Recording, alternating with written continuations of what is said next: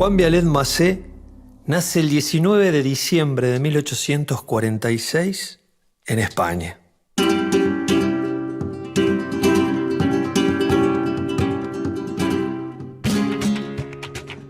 Desde muy joven se revela como una mente inquieta. Estudia filosofía de la historia y se recibe de médico en la Universidad de Madrid.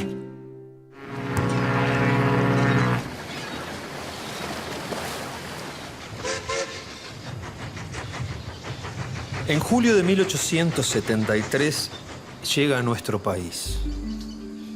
Consigue trabajo como vicerrector del Colegio Nacional de Mendoza y se instala en esa provincia. Allí se casa con Zulema Laprida, con la que tendrá 8 hijos.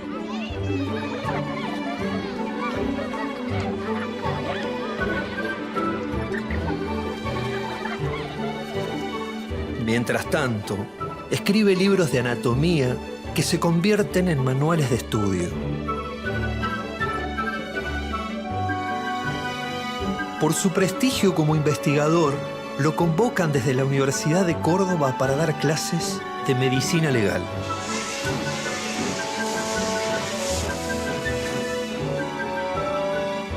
Es tan exigente consigo mismo que se pone a estudiar abogacía. Y en solo 20 meses se gradúa como doctor en leyes. Vialet Macé ya es un académico reconocido cuando la política lo vuelve a llamar. Primero como concejal por la ciudad de Córdoba, más tarde como presidente del Consejo Deliberante.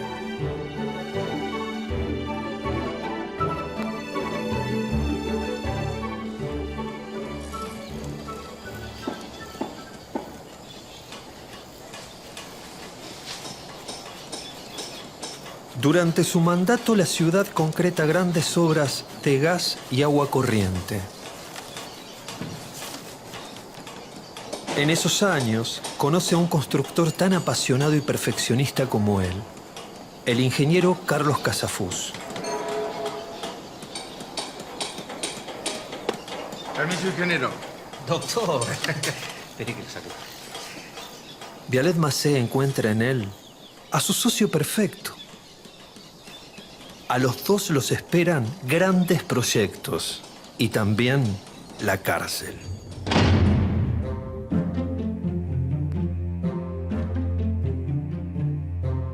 Vialet Macé se mete de lleno en el mundo de la construcción. Su empresa, la primera argentina, produce las cales hidráulicas más resistentes del mercado, ideales para las obras de riego y aguas corrientes. Zona de la chimenea, que son los dos vértices de la obra. Pero Vialet Macé y su amigo Casafús tienen un proyecto mucho más ambicioso: la construcción del dique San Roque.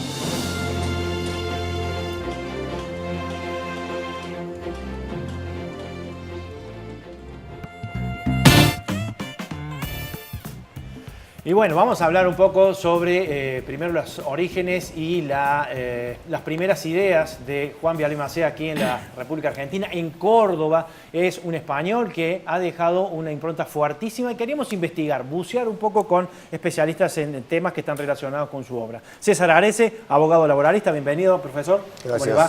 Está con nosotros Doralice Luzardi, que es también docente e historiadora. ¿Cómo le va, Doralice? ¿Cómo está? Especialista en Carlos Casafús también. Bien, una figura muy pegadita, vinculada. Muy vinculada. Bueno, y también el ingeniero Roberto Terzario, el secretario general de nuestra Casa de Trejo. ¿Cómo le va? Bien. Bueno, qué obra la del dique, ¿no? Cada vez que nos ponemos a pensar y a reflexionar, y cuánto mito hay alrededor. ¿Qué ha significado, les pregunto ya a los tres, como para ir arrancando, Juan Vialet Macé para los cordobeses? ¿Qué me pueden decir así, como para que yo vaya entendiendo la figura que estamos hablando? Bueno, Vialet Macé es un recién llegado, digamos, a Córdoba en la época que estamos viendo, que es finales del siglo XIX. Él proviene, como bien lo dice su biografía, de España, y hay muchas incógnitas en su historia. No todo lo que sobre él se dice se ha podido comprobar documentalmente del periodo anterior a su llegada a la República Argentina. Antes de venir a Córdoba, se desempeña como docente en otras provincias y como rector y vicerrector de las escuelas de los colegios nacionales de entonces.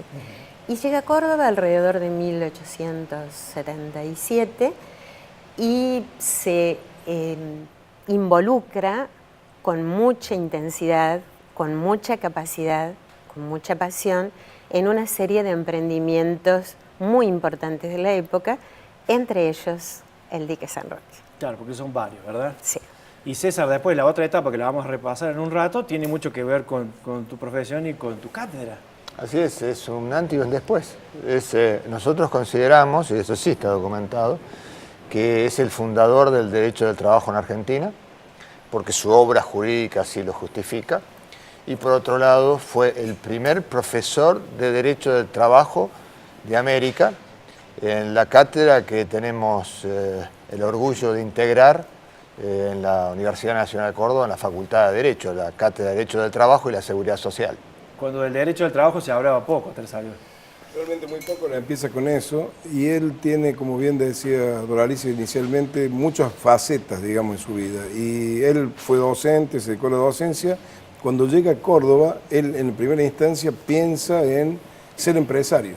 Se deja un poco de lado de esa faceta docente, esa faceta intelectual.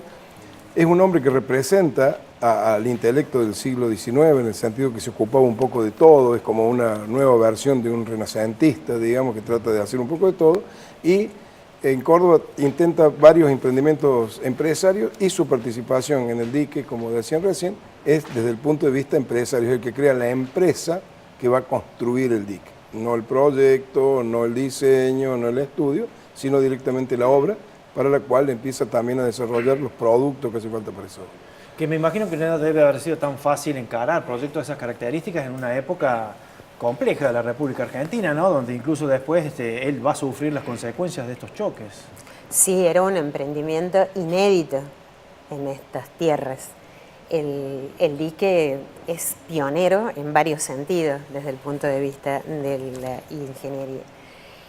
De todas maneras, lo que yo quería aclarar con respecto a alguna información que da el video es que Viallet no está desde el comienzo en el proyecto del dique. El proyecto del dique San Roque se inicia en el año 1882 aproximadamente, y Viallet se suma a esto como empresario constructor prácticamente 4 años después. La etapa inicial está dada por Dumesnil, que pronto se va a Francia, y por Casafus.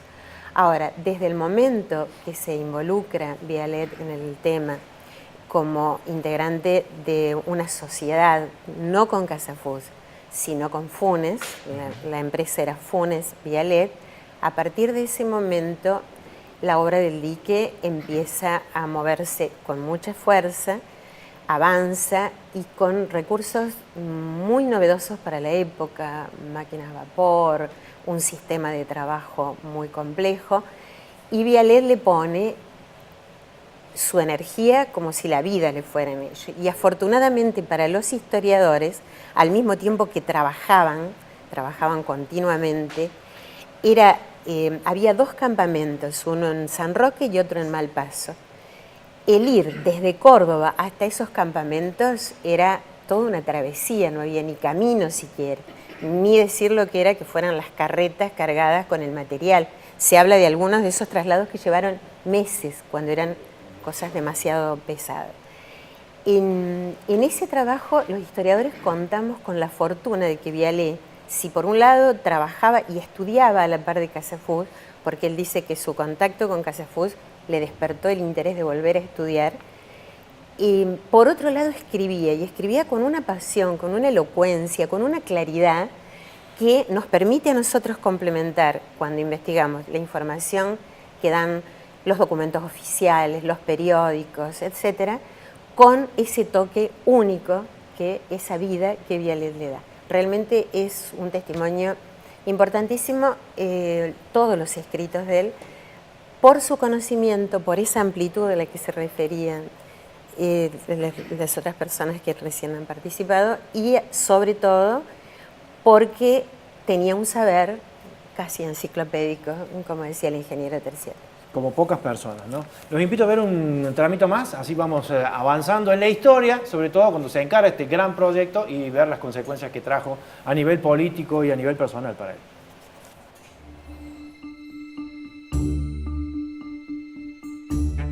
Para la construcción del dique, Vialet Macé utiliza la cal que él mismo fabrica, que es mucho más resistente y cuesta la mitad que las cales importadas. Sus competidores no se quedarán de brazos cruzados y tarde o temprano tendrán su revancha. La noticia del dique recorre el mundo.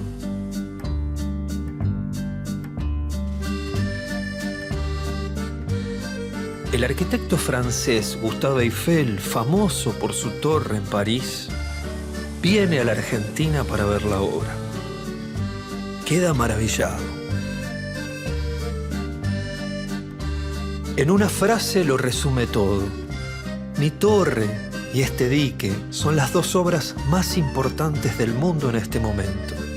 Pero el dique es útil a la humanidad, es productivo. Mi torre no.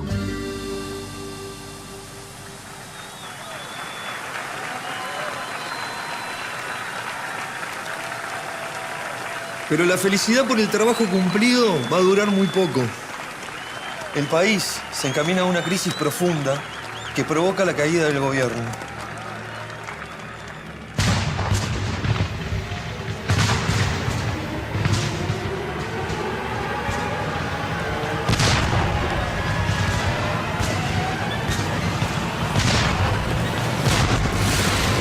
En Buenos Aires se produce una revolución que obliga a renunciar al presidente Miguel Juárez Celman. Juárez Celman, que también fue gobernador de Córdoba, es el principal impulsor de las obras de Vialet Macé. El nuevo gobernador, Manuel Pizarro, está dispuesto a revisar todo lo que tenga el sello de Juárez Celman. El dique San Roque está primero en su lista.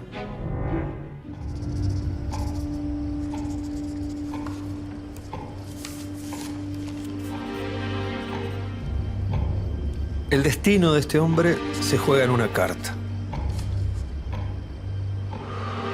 Quiere defender la obra más importante de su vida. Una obra por la que apostó su plata y su reputación. Hoy está a punto de perder ambas cosas. Yo le garantizo por mi honor que el dique es bueno y está bien, a pesar de algunos desperfectos causados por el abandono y la imprudencia con que se lo ha tratado. Se trata del dique San Roque. Una construcción majestuosa en plena sierra cordobesa. Lo acusan de administración fraudulenta y de hacer una construcción defectuosa.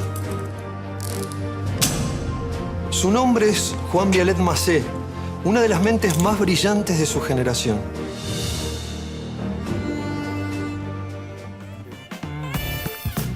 Bueno, la mente brillante que, ofrecía una cal diferente para poder encarar un proyecto de esta envergadura, desafiando ¿qué, Tersarión? Sí, recién decían que él había puesto el horno, la primera Argentina, que es un horno de cal. Él decide, como empresario, para desarrollar esta obra, hacerla de hormigón, lo que se llama hormigón ciclópeo, es decir, mezclas de este hormigón con materiales, rocas y demás.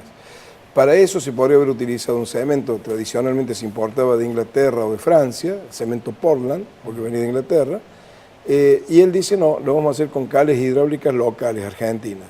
Entonces crea este horno, empieza a producir esa cal y eso trae como contrapartida una presión muy grande de los intereses ingleses como exportadores y Buenos Aires como importador de ese cemento para oponerse a esta obra. El gobierno de Córdoba no hace caso a esas presiones, sigue adelante y la construye con esta cal que desarrolla en Córdoba el mismo Vialet Macé como empresario, con Casafud, digamos, asociado para darle la calidad que correspondía, y terminan de hacer la obra. Y eso aparentemente a los intereses internacionales nunca le terminó de cerrar y empezaron en ese momento a surgir esas teorías de que el dique no cumplía con todas las condiciones de seguridad, que las cales que se habían empleado no eran las adecuadas, etcétera, etcétera. Cosa que los hechos demostraron durante más de 30 años, 40 años casi, que el dique funcionó perfectamente bien, que no tuvo problemas y que incluso más, cuando se construyó el nuevo dique simplemente para darle más capacidad al embalse, se hizo aguas abajo de este otro precisamente para utilizarlo mientras tanto se construía el nuevo como un almacenamiento para la ciudad. Da la sensación que hay muchos mitos alrededor de sus obras y su figura, ¿no? Sí, con respecto a las cales, a toda esa campaña en contra, hecha por intereses comerciales, se sumaron también factores políticos, la oposición a Juárez Celman o al grupo gobernante, se sumaron factores religiosos, porque en ese momento había un fuerte enfrentamiento con la Iglesia Católica por la política laicista que tenía el grupo gobernante en ese momento. Es la época que la creación del registro civil, del matrimonio civil, va quitando esa exclusividad que tenía la Iglesia de registrar los nacimientos, los matrimonios. Pero a mí me parece que lo que realmente le dio la dimensión que llegó a poner a estos hombres en esa situación tan terrible de ir a la cárcel, de perder su dinero y su prestigio, fue la opinión pública. La opinión pública se alimentó en esa época por el medio casi exclusivo, que eran los diarios. Leer los diarios de esa época, cómo se atacaba el dique, a veces con argumentos reales, otras veces con sarcasmo, con frases irónicas acerca de que iba a engordar los bolsillos de quienes lo hacían. Se llegó a decir en un diario que el cemento, las cales de Vialet eran como barro y que con solo rascar las paredes de donde se la ponía se desintegraba. Y frases como decir, sí, ya van a ver lo bien que va a estar Córdoba el día que el dique estalle y que todo el agua inunde la ciudad. Entonces, la opinión pública fue la que en definitiva multiplicó esas opiniones contrarias que había al dique. De incidencia de la prensa, ¿no? Que cuando Sí. hay informaciones malas, esto impacta en todas partes, ¿no, César? De todos modos, también hay que reconocer que cuando se hace el juicio, digamos, cuando se abre la causa judicial, ellos empiezan a decir que ha habido sobrecostos, que a los cuales se refería Doralice en la obra, que teóricamente iban a engordar las arcas de la empresa constructora, lo cual en realidad no era cierto, sino que el estudio que se había hecho originalmente de dónde tenía que apoyar el dique, dónde tenía que fundar el dique, había sido muy precario, muy rápido para poder sacar la licitación y habían pensado que lo iban a fundar a una determinada profundidad y cuando se hizo la obra tuvieron que excavar mucho más. Durante el juicio se demostró eso, pero a la opinión pública llegó la primera parte, que era que habían cobrado mucho más de lo que habían presupuestado y por lo tanto había algún tipo de desfalco hacia el Estado que después no se demostró en lo más mínimo y fueron absueltos, ¿no? Bueno, en un rato vamos a hablar ya más en profundidad con César sobre el tema del impacto que ha tenido sobre el mundo laboral, su trabajo. Recorrió toda la Argentina, recorrió visitando trabajadores y allí haciendo un documento que hoy se utilizó, bueno, hoy hace mucho tiempo ya se ha utilizado como la base del derecho laboral, ¿no? Así es. Bueno, lo vamos a hacer en un segundito nada más porque es la otra faceta de este Vialet Macé que estamos descubriendo hoy aquí en debate. Vamos a la pausa, ya venimos.